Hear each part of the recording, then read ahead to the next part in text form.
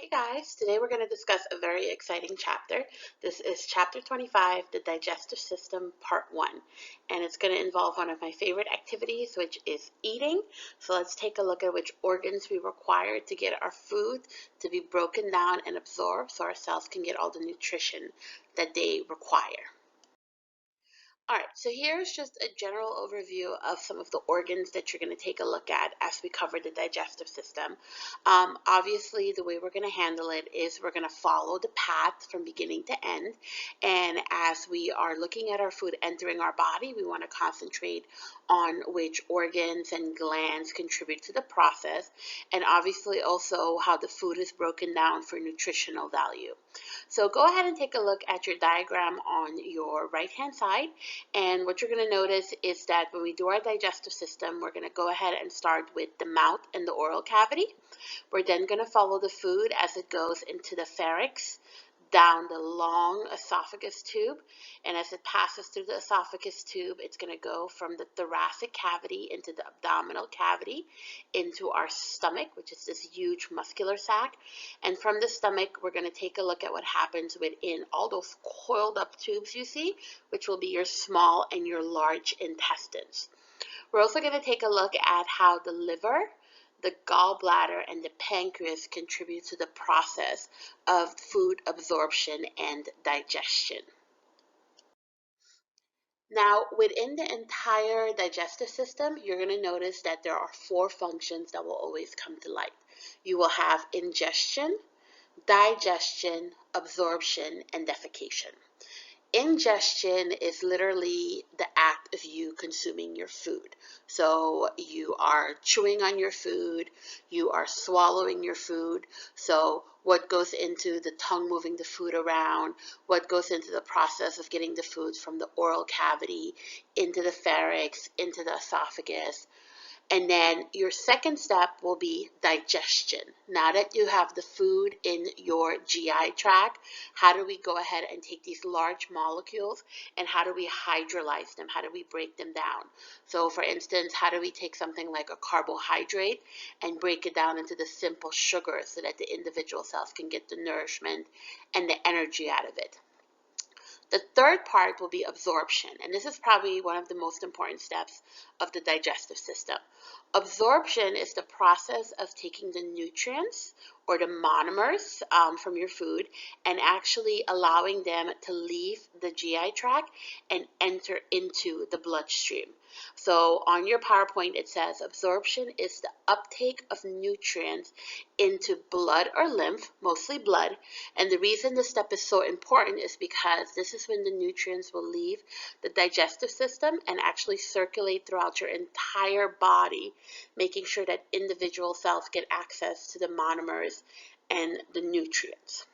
Now, what do you do with the food that could not be broken down, that could not be absorbed, that you could not use for? Well, that's going to be your waste product, and that will be step number 4, will be defecation.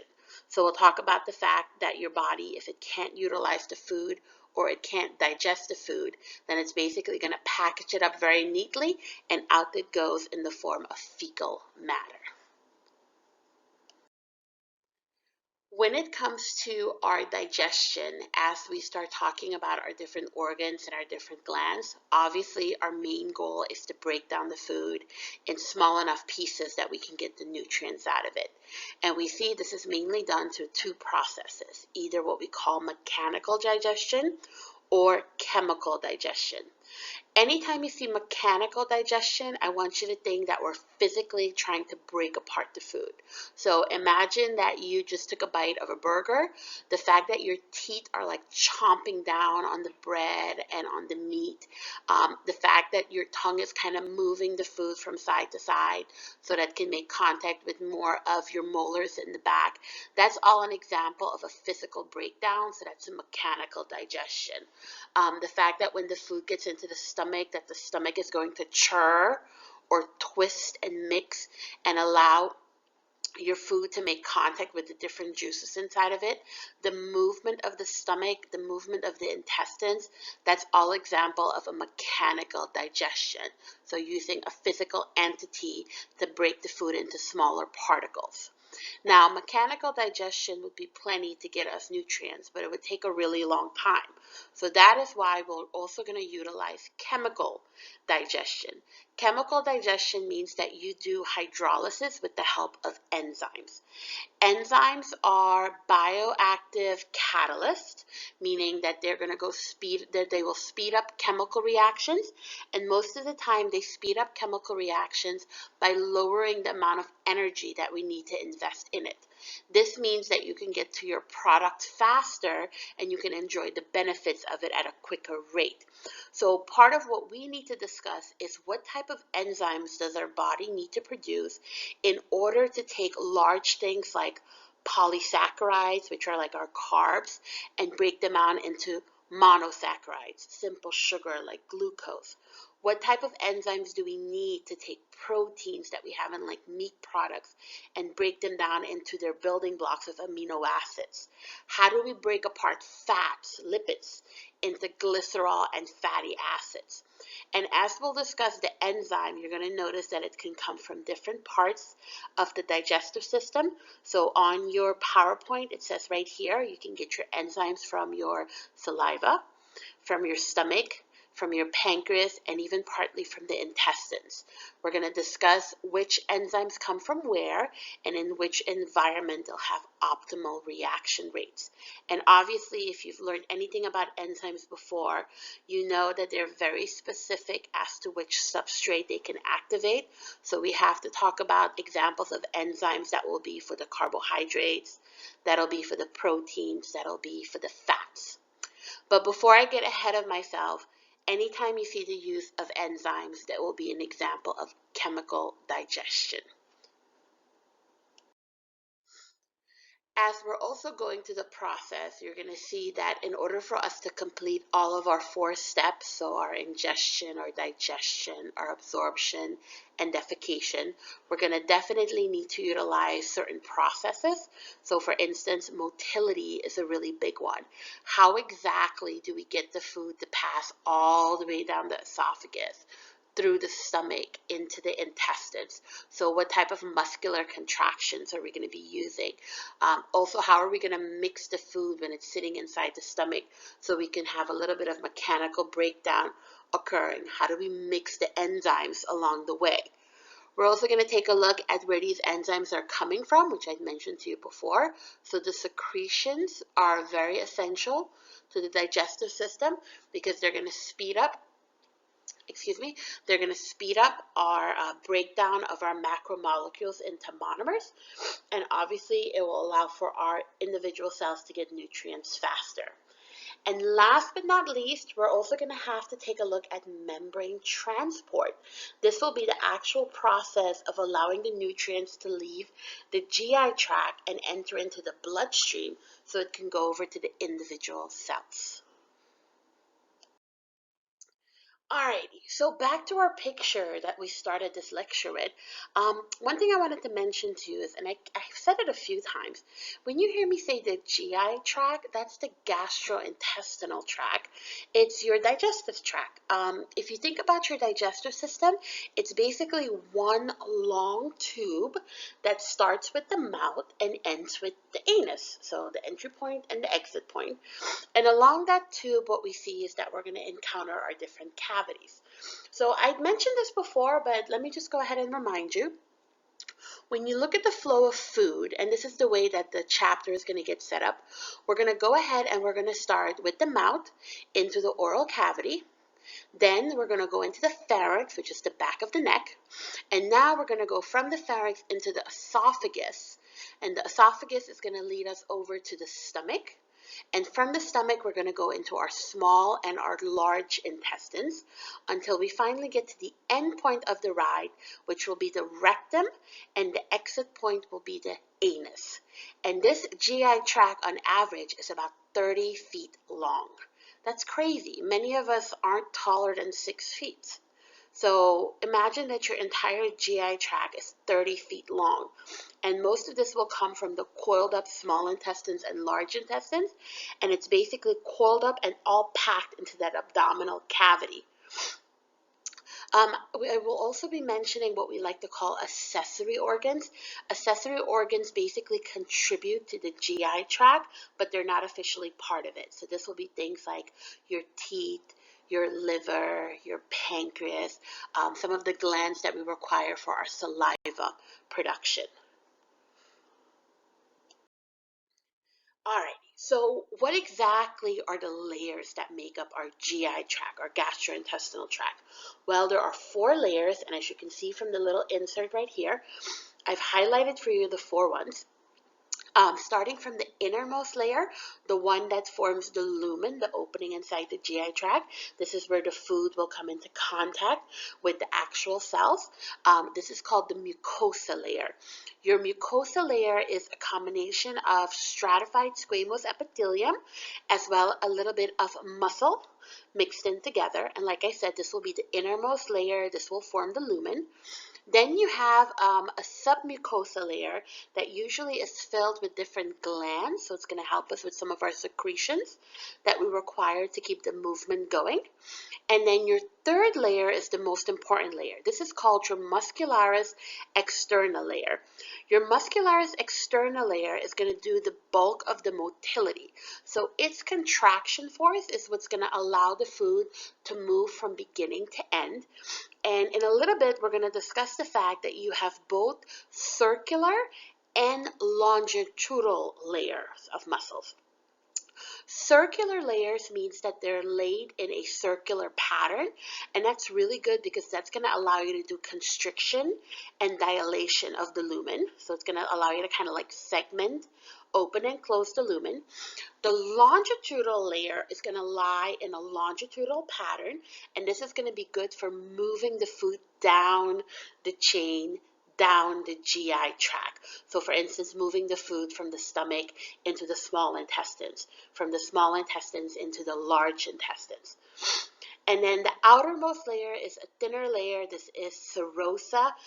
It's really more like areolar tissue, thin connective tissue. This is really good for kind of suspending the GI tract in place. And oftentimes it will also be an anchoring point for some of the blood vessels that are involved.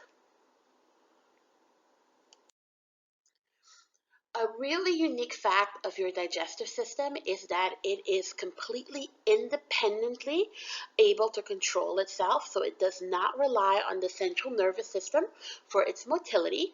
So on your PowerPoint, I wrote down that you have this thing called enteric nervous control, and the enteric part basically hints at the fact that your esophagus, your stomach, and your intestines are able to induce their own contractions, and they're able to function completely independent of the central nervous system. I should also add that the central nervous system will contribute, it will add its kind of feedback, and it will help regulate its movement. But your digestive system can do this completely by itself. And it's due to the fact that within the esophagus, the stomach, and the intestines, we have 2 nerve networks. We have what we call the submucosal plexus. That one is going to concentrate on the secretions that we rely on for like our enzymes, for our mucus, and also it's going to help us in our muscularis mucosa layer, which is what we find within the lumen of the GI tract. Your second network is going to be your mesenteric plexus. Your mesenteric plexus is going to take care of what we call peristaltic movement. Peristaltic movement is wave-like smooth muscle movement. And this wave-like movement is what we're going to use to allow the food to move down the GI tract. You're going to see that peristaltic motion pop up in quite a few slides. And if you give me a few, I'll show you some illustrations to kind of show you how we use these muscle contractions to kind of guide the food as it's traveling down the GI tract. It will also, the mesenteric plexus, will play a role in the contraction of that middle layer of your GI tract, the muscularis externa. Remember, that's the bulky muscle layer that's going to allow for both circular and longitudinal control of the movement of the food within the tract. Now, here is what we like to call the lesser and greater omentum. All right, so let's go ahead and take a look at the picture on the left-hand side. And I've highlighted for you the section that's labeled the greater omentum. And the greater omentum is this fantastic connective tissue layer that's full of adipose tissue. So you guys see all those yellow lines? That's nothing but adipose tissue. And within that adipose tissue, we see little nodules, little pockets that usually have white blood cells. So it kind of plays a role in our immune system as well. But the main purpose of this like apron, this greater omentum, is to provide this protective layer that will shield our small and our large intestines.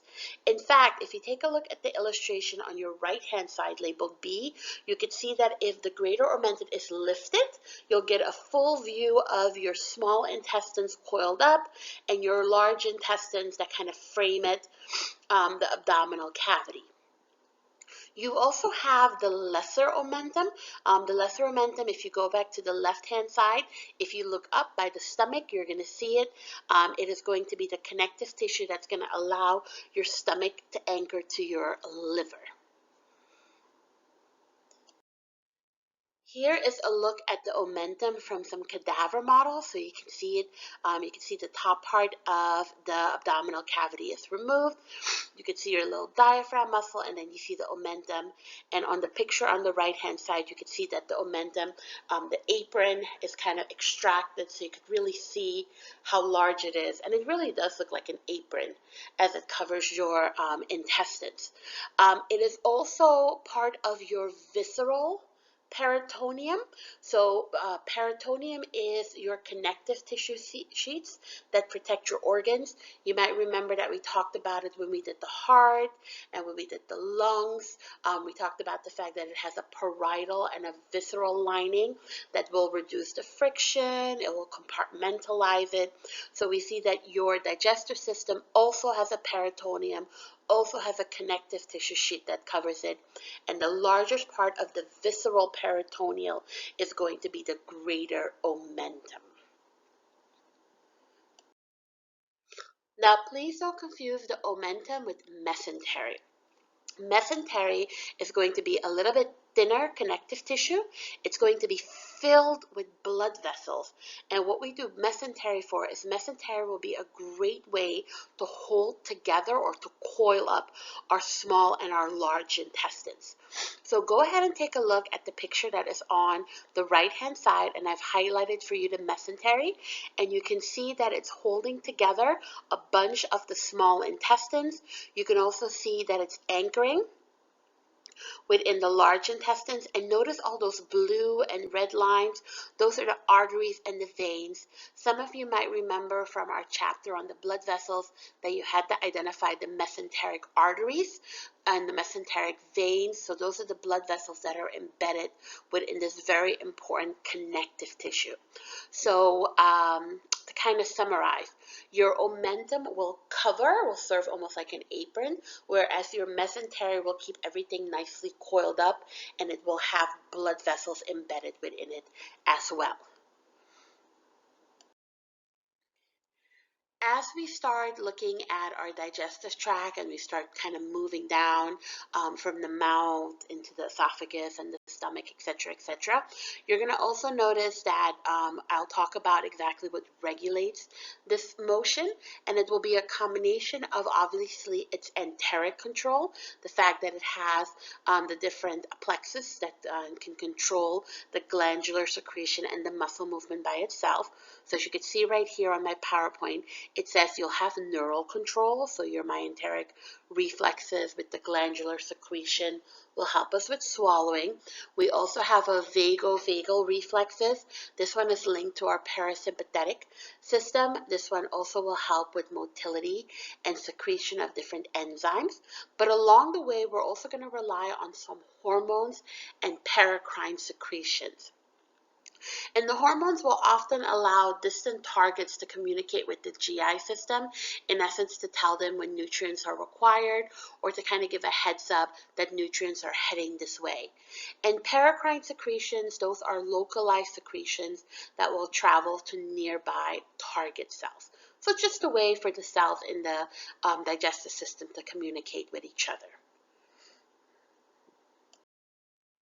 Alrighty, so let's start our journey of food with the oral cavity. Alright, so as you can see from the illustration right here, we have a mouth that is opening up wide, and we can go ahead and we can see the cheeks and we can see the lips.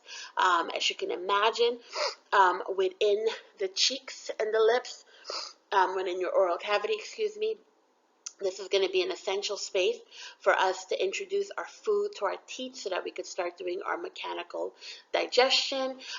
We also see that we have a vestibule, which is the space between the teeth and the cheek. And that space is going to allow us to move the food side to side as it's being manipulated by the tongue. I've also highlighted for you the lips. The lips have what we call a cutaneous and a red area. The cutaneous area is informally known as the mustache area, so where you would grow a mustache, and the red area is the lipstick area. So that would be your actual lips where we would apply things like our lip gloss or our lipstick. The tongue itself can also be found in the oral cavity. The tongue is a very strong muscle. It is very sensitive because it's filled with papilla and little taste buds. Taste buds are modified epithelium cells that are able to detect the food as it enters into the oral cavity and start setting up cascading reactions like the production of saliva and different digestive enzymes. We also see the hard and the soft palate.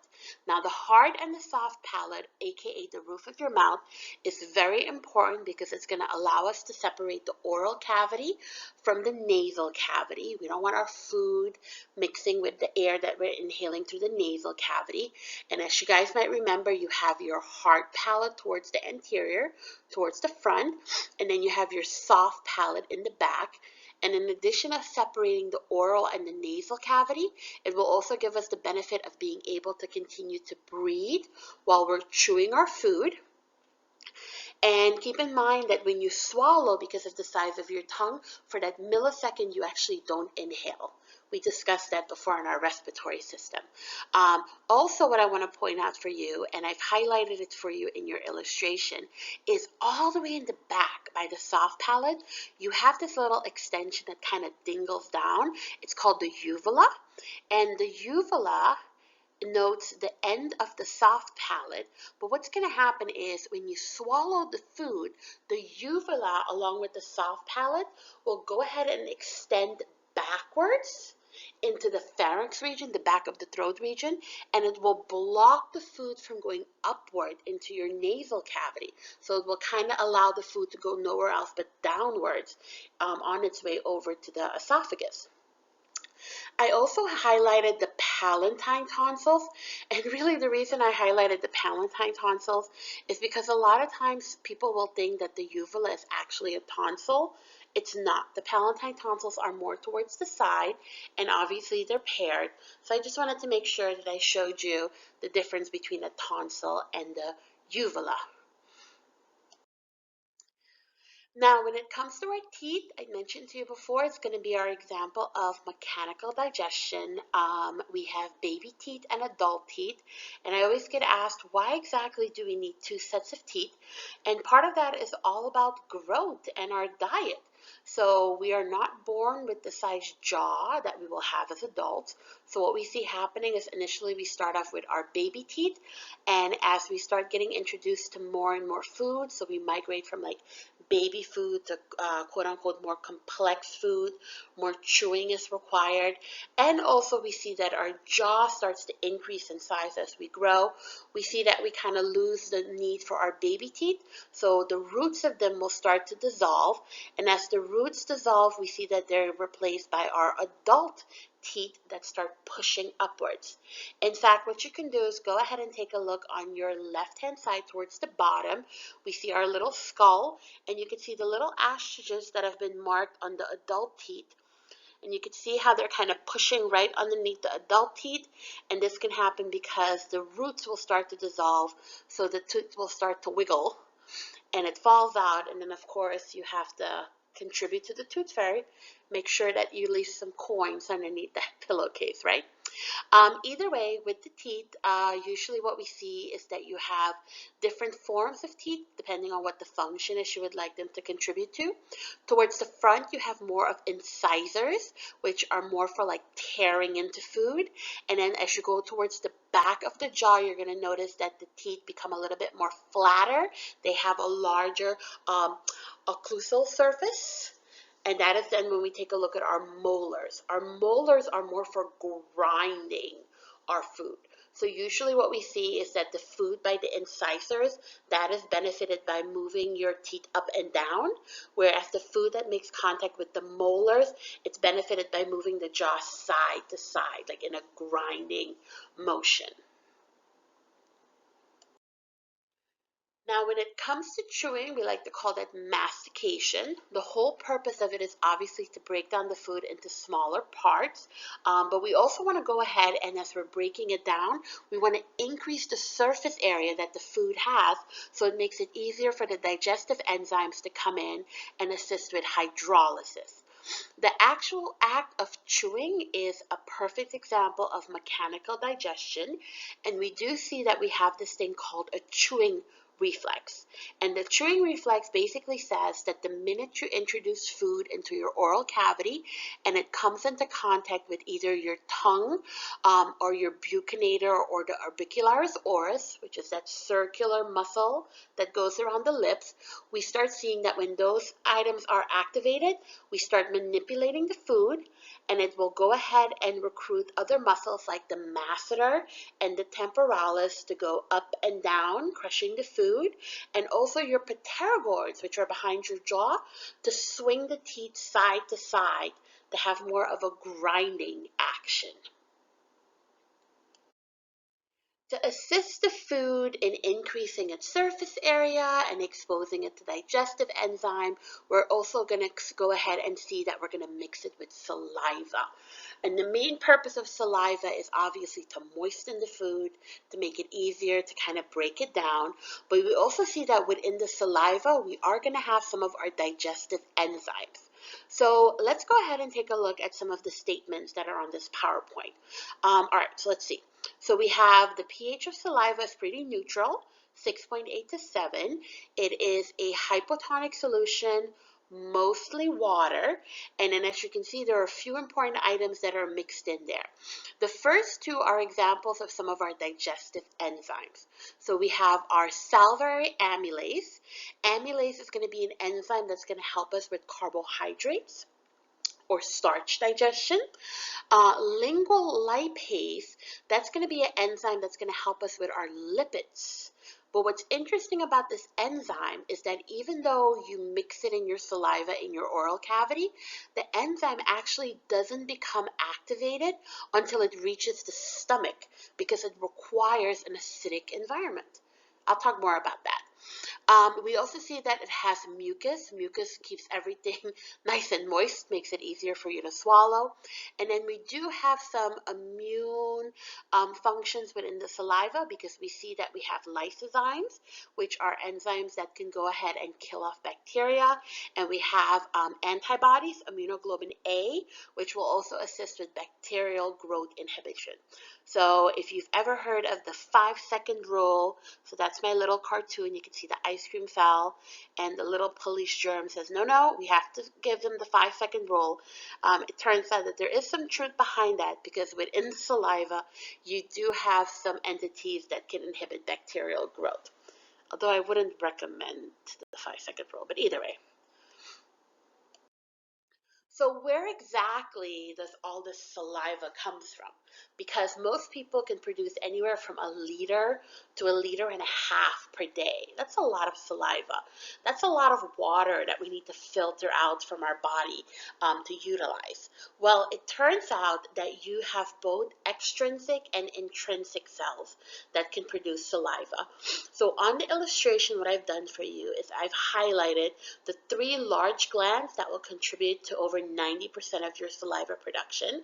Those are going to be the parotid gland. As you can see, it's by the side of the masseter, closer to the ear. You have your submandibular gland, which lies a little bit by the jaw, and then you have your sublingual gland, which lies underneath the tongue. And between the parotid gland, the submandibular gland, and the sublingual gland, you'll be able to produce the majority of your saliva. You also have what we call intrinsic production of saliva, and that basically means that you have smaller patches of miscellaneous cells that can secrete saliva as well. This usually is a very small amount of saliva, but they're there, so I have to tell you about it.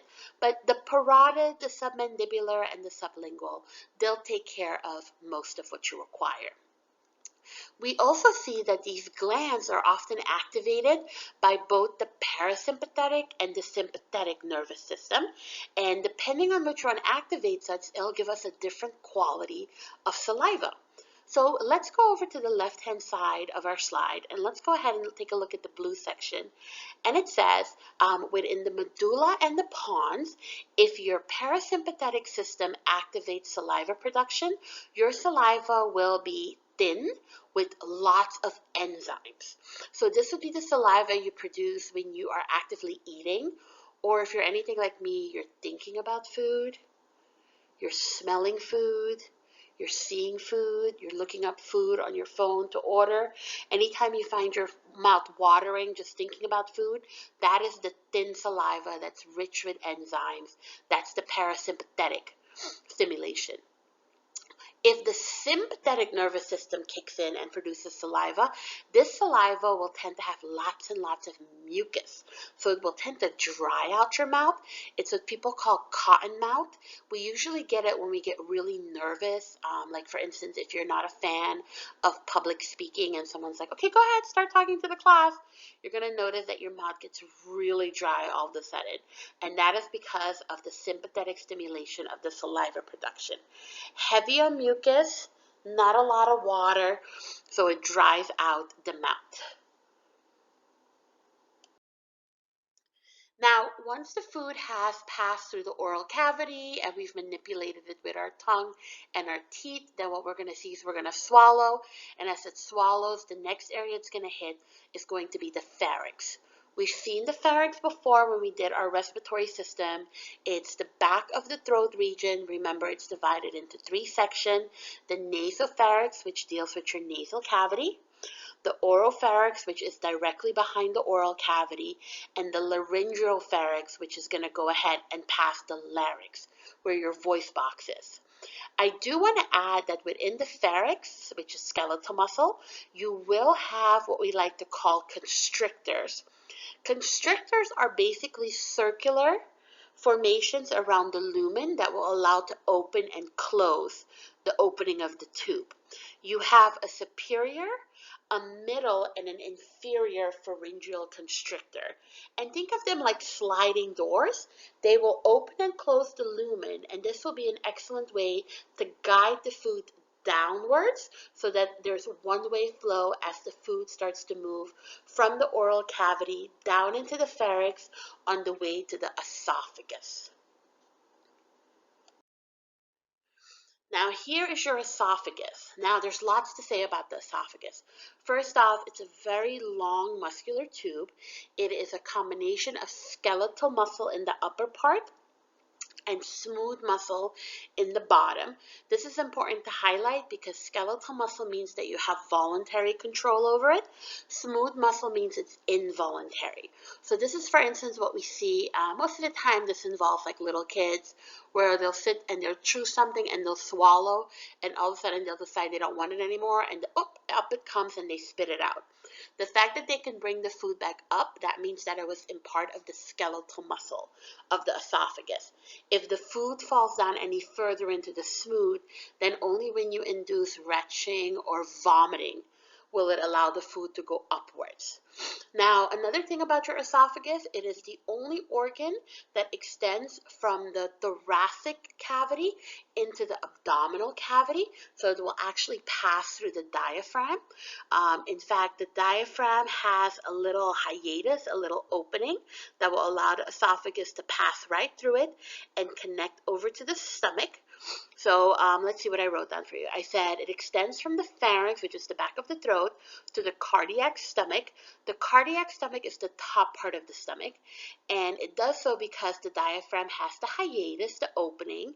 It does have a little inferior pharyngeal constrictor that we're going to be utilizing. We want to make sure not to have a lot of air come into the esophagus. And we see that towards the end, it has a lower esophageal sphincter. And this lower esophageal sphincter, the sphincter is also like a constrictor, the circular muscle tube to open and close. Well, at the end of the esophagus, you have a little sphincter because the environment in the esophagus is neutral, where the stomach is very acidic. So you want to have a way to kind of close off the two different environments and allow the food, once it passes from the esophagus, to sit in the stomach and not come back up.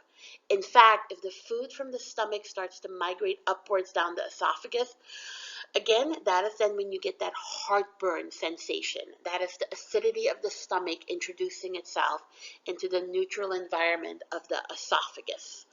I also wanted to highlight something else on your diagram. Notice how I put a little star next to the trachea because I wanted to remind you that, remember, your trachea sits in front of your esophagus.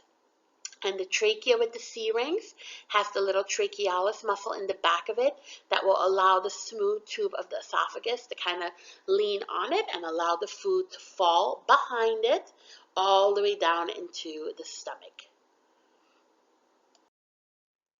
In fact, when we take a look at the process of swallowing, we see that there are 3 phases that are going to be helped out by coordination with the medulla and the pons. You're going to have what we call the buccal phase, aka the oral phase, the pharyngeal phase, and the esophageal phase. So go ahead and take a look at the illustration that's on the right-hand side. And highlighted in green is the food that you are chewing. And as you can see in the first part, in our oral phase, it's all about the tongue manipulating the food, allowing it to mix with the saliva, coming into contact with the teeth, and eventually the food is going to be pushed towards the back of the oral cavity. And at that point, we see that the soft palate and the uvula will go ahead and will block the oropharynx and will allow the food to slide into the oro and the laryngopharynx. The second step is the pharyngeal phase.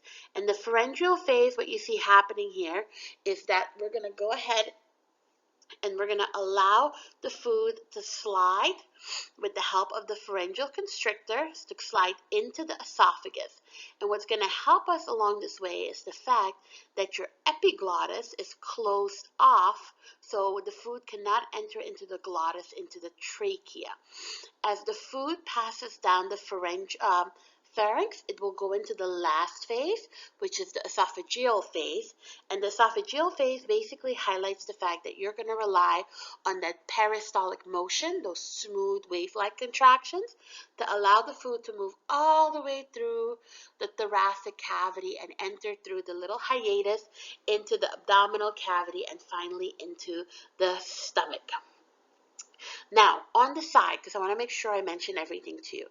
Let's see. I wrote down for you pharyngeal and esophageal phase. We see that the soft palate rises. It blocks the nasopharynx. We don't want the food to go up in the nasal cavity. We're going to use some of our infrahyoid muscles to lift the larynx, the voice box, so that the epiglottis can fold back. And the reason why is because we want the food to go into the esophagus, not into the glottis, which would lead us over to the trachea. No food in the lungs, right? And also what we see happening is at this point, instead of calling it food, we're going to call it bolus. Bolus is chewed up food. So if you see the term bolus, that means that you have chewed up the food and you have actively swallowed it. And now as it's moving down from the pharynx into the esophagus, we're calling it bolus. Next step will be our stomach. All right, so a lot of people think that the stomach is kind of like our highlight of the digestive system. It's the one that does most of the work. And I'm here to tell you that is a lie. The stomach is nothing but a muscular sac that is going to allow for an excellent storage unit for our food to kind of sit and wait for its turn to make its way into the small intestines. And the small intestines is really will the majority of your digestion and absorption will occur. So why do we need the stomach? Well, we definitely want to have it as a storage unit because it allows us to have a nice meal in one sitting. Without the stomach, you would basically have to eat like minute amount of food throughout the day. So think of like a little small container of baby food.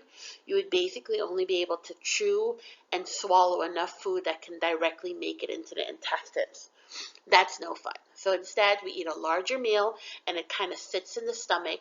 The stomach is going to be filled with acidic juices. These acids will have different functions that we'll talk about in a little bit. It will also allow us to start breaking down our food with the help of our different protein and lipid enzymes. And as the bolus is sitting in the stomach, it starts to kind of fall apart a little bit more. And at this point, we're going to call it chyme.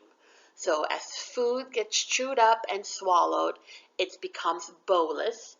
And bolus travels down the esophagus into the stomach.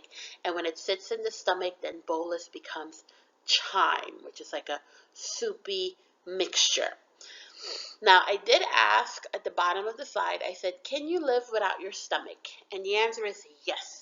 There have been lots of studies that shown that if we were to remove the stomach, you could go on and lead a healthy, productive life. The only thing is that you would have to make a few adjustments to your eating patterns because you can't have a large meal in one sitting because you lose that storage unit. And also, there's one thing that you would miss that you would definitely have to adjust. And that is that the stomach produces this glycoprotein called the intrinsic factor. The intrinsic factor is what allows our body to absorb B12, which is a very important vitamin that we need for DNA replication and red blood cell production. So people who get rid of their stomach, and a lot of times they'll do this in case of cancer. A lot of the cancers that develop in the stomach are very aggressive. There's also a high link to genetics to it. So there's been studies done where entire families have tested positive for the gene and they've decided to remove their stomach. What we see is that those patients would have to keep an eye on their B12 levels, and oftentimes they will either have to inject the B12 directly into the bloodstream, or the B12 will be introduced underneath their tongue, because underneath the tongue you have very thin tissue that makes direct contact with lots of blood vessels so that your body could still have the vitamins. So to make a very long-winded explanation short, can you live without your stomach? Yes, but you would have to supplement the way that your body gets B12 because you won't be producing intrinsic factor anymore. Here is a look at the anatomy of the stomach. If you look towards the top right-hand side, you're going to notice that I've highlighted for you the fondic region and the cardiac region. Those are the top parts of the stomach that come in contact with your esophagus. You're also going to notice that it will start widening out in the body, and it will have lots of rugae, that's the textured on the inside. That's going to increase the surface area that the stomach has to mix the chyme with its gastric juices and digestive enzymes. And then towards the end of the stomach, you're going to have what we call the pyloric region. The pyloric region is going to be tapered because it's going to make way for the pyloric sphincter. And this muscular circle is going to open and close and allow small amount of chyme to leave the stomach and go into the duodenum, which is the top part of the small intestines. The reason it has to be regulated is because your stomach is a very acidic, whereas the small intestines are neutral environment. So we're going to have to make sure that we neutralize the chyme as it leaves the stomach and it goes into the small intestines. So here it is written out. It says the stomach is a muscular sac. The volume can vary anywhere from 50 mLs to 4 liters. Because it's a muscle, it will stretch depending on how much you use it. So for instance, when people have gastric bypass surgery, they will cut off the majority of the volume of the stomach so that you basically go back to the baby size. And people are not able to hold on to a lot of food, which means that they eat less and then they lose a lot of weight. However, what we see happening is that if they don't maintain their healthier eating patterns, if they start overeating again, over time the stomach will start to stretch out again, and eventually it will get large enough that it consumes high amounts of meals with a lot of calories, and there comes that weight back again. It is a storage unit. It's the most acidic part of the body. We talked about the part that you have the cardiac region that's towards the top. The body is the main portion, and then towards the end you'll have your pyloric region with your pyloric sphincter. And the pyloric sphincter, as I said, is going to help you regulate movement of the chyme as it goes from the acidic environment of the stomach to the neutral environment in the small intestines. Here is the cadaver model of the stomach. Look at all that gastric rugae. So those are all those textured lines that you see on the inside, and it's all about increasing that surface area. And then also what you could see is you could really see the muscular ring in the pyloric sphincter. Look how it tapers out the end part of the stomach. So it really narrows out how much of the chyme can leave the stomach in one sitting.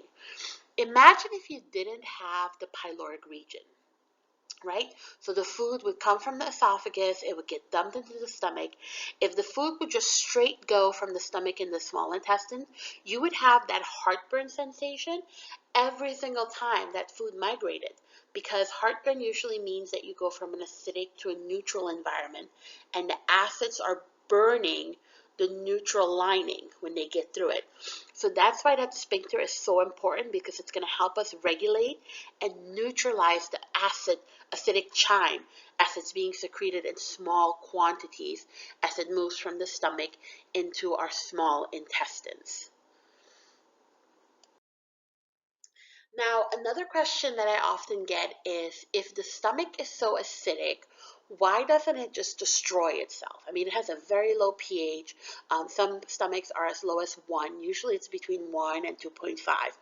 So why doesn't the stomach just not pulverize from all that acidity? And it turns out that the stomach will have a combination of different cells that will prevent this from happening. One of the cells are mucus cells. Lots and lots of mucus will be secreted, and the mucus almost serves as a protective layer that lies between the acidic gastric juices that are being secreted in the lumen, or the body of the stomach, and the actual cells that make up the stomach. We also see that the stomach will have lots of regenerative cells. These cells are a type of stem cells that are continuously producing new cells. So as the cells become exposed to the acid and they get damaged, we see that they're quickly replaced with a new lining.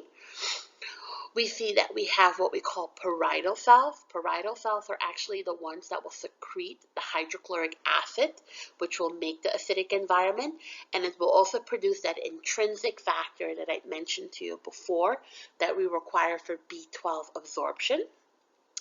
We also see chief cells. Chief cells get their name because they're the most common cell in the stomach. They are going to be secreting pepsinogen, which is a precursor of pepsin, which is a protein enzyme. And during our infancy years, we also see that they help us produce trymosin and lipase, which will help us with the milk products and the milk fat that we consume during those months, if not years of our lives. We also have some cells that are labeled enteroendocrine cells. These are going to help with hormonal and paracrine secretions within the stomach. All right, so back to that hydrochloric acid. So when the stomach produces hydrochloric acid by the parietal cells, we see that we require that acid for many different things. Obviously, it will be the contributing force to the gastric juices. It'll be the contributing force to the acidic environment. But we also see that we need that acid to activate the pepsin that's being produced by the chief cells. And we also need it to activate the lingual lipase. The lingual lipase is the enzyme that you found in your saliva that was being introduced in your buccal cavity. So that enzyme is actually not activated until it reaches into the stomach. And it's only then that the enzyme becomes active that it starts breaking down the fats in the food that you are chewing. Pepsin is obviously going to focus on the protein that you introduced in the bolus or the chewed up food that's making its way into the stomach. The hydrochloric acid will also help us with breaking down the connective tissue and plant cell walls. Plant cell walls are filled with cellulose, which is a carbohydrate that's very tough to break through. So the hydrochloric acid will start attempting to break it down so we can get the nutrients out of the plant products that we're consuming. It will also help with our iron ingestion so that we have enough for our hemoglobin synthesis.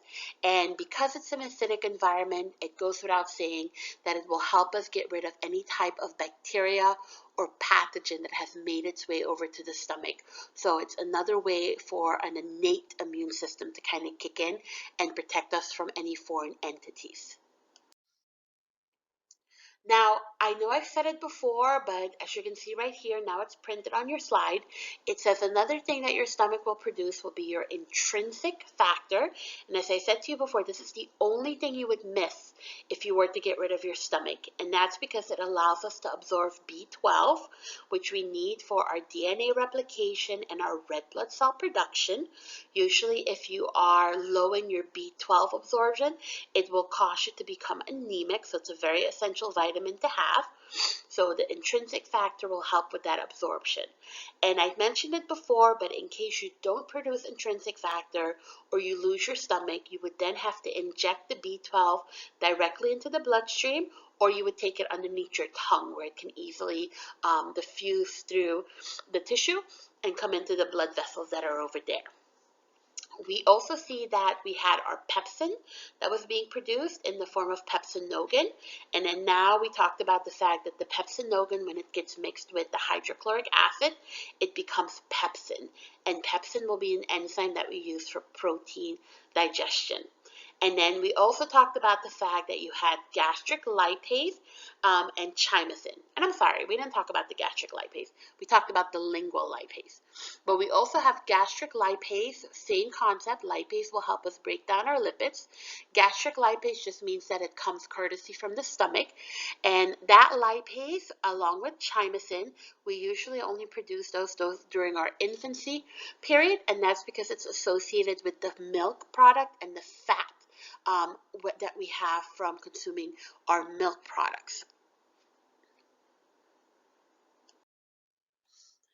Now, when it comes to gastric motility, we do see that we have what we call a swallowing central. So these will allow signals for the stomach to start relaxing, and this is basically in the moment of contemplating that food is going to fall down from the esophagus. So this swallowing center will go ahead and allow the stomach to stop stretching very briefly and relax more so that we can hold the food. And as the food enters into the stomach, we see that we have a group of cells called pacemaker cells, which will start initiating the peristaltic motion, allowing the stomach to start churning and having this like ripple-like contraction allows for the mixing of the gastric juices, which is now where you have a combination of your mechanical digestion, the actual movement of the stomach, and since we're introducing our enzymes in the juice, in the bolus, and in the chyme, we also have a little bit of chemical digestion going on. And we do see that the contractions will get a little bit stronger as we get towards the end of the stomach where the pyloric region is, and that is because we're going to start ejecting small amount of chyme into the duodenum, the top part of the small intestines. And the average meal takes about 4 hours to process. It obviously depends on what you're consuming. Now, sometimes things go wrong, and instead of going downwards, the food will kind of reverse and go upwards. And this is where we have good old-fashioned vomiting that occurs. Vomiting can be induced by a wide variety of different items. It could be something as simple that we kind of overate, so we just excessively stretched our stomach. Sometimes you will have a stimuli that will kind of upset you in a physiological or a chemical type of way that will basically have an irritant feeling that will induce the medulla to start retching, which basically is when you find your throat, you kind of feel your throat moving upwards. A lot of people will say that they'll have like this watering sensation, and you'll have this feeling that the food is making its way up. Part of that is because the sphincters will start opening it up, making it easier for any type of food content within the esophagus and even the stomach to move upwards, along with the fact that your abdominal muscles and the smooth muscles in the esophagus will start sporadically contracting, forcing the food upwards. And unfortunately, that can eventually lead us to vomiting when the force is strong enough to eject the food out of the GI tract. In our last PowerPoint for part 1 of our digestive system, I wanted to show you a picture of a normal versus a unhealthy mucosa. Remember, your mucosa is your innermost lining. It's the one that will form the lumen. And as you can see on the left, it's nice and healthy. And on the right-hand side, you can see there's a little peptic ulcer. So an ulcer, think of an ulcer like an internal wound, right? And what we see happening is if anything aggravates the mucosa, it's going to start bleeding on the inside, and that will cause lots of inflammation. And also what you see is all that redness that's caused by massive inflammation. The dark spots are basically clogged up blood that's sitting there. We have some mucus that's starting to generate. It's not a good sight. Now, a lot of us, when we see that we're having issues with our mucosa, so for instance, we're having heartburn, we're going to go ahead and we're going to reach for that Pepto-Bismol, right? And Pepto-Bismol is basically like a pink liquid Band-Aid that will cover the surface of the mucosa, so it will allow us not to get aggravated, and it will protect that sensitive mucosa layer, so it gives your immune system a little bit of time to heal it up. Now, for most of us, this will be, a once in a while occurrence. Maybe we ate something that's really spicy or that just aggravated our digestive system and we needed some Pepto-Bismol. For some of us, we see that we are just continuously having this problem and no amount of Pepto-Bismol is making us feel better. And for those of us who have that issue, I'm going to recommend that you go ahead and you get yourself checked out, because a lot of times what we see happening is that you might have a bacterial infection. And that is why I inserted that little picture on the bottom left-hand side. That is Helicobacter pylori, which is a bacteria that is infamous for finding a home right in your esophagus, right when it gets introduced into the stomach, and it basically starts chewing on your mucosa lining, and it aggravates the little sphincters, and because it's aggravating the mucosa lining, you are continuously having this irregular, uncomfortable feeling every time you're consuming food, and Pepto-Bismol will not help you. In this case, we're going to need some good old-fashioned antibiotics to help us on the way. And once the bacteria is killed off by the antibiotics, then the healing process can occur so that you won't have any more side effects. All right, guys, I will see you soon for part 2.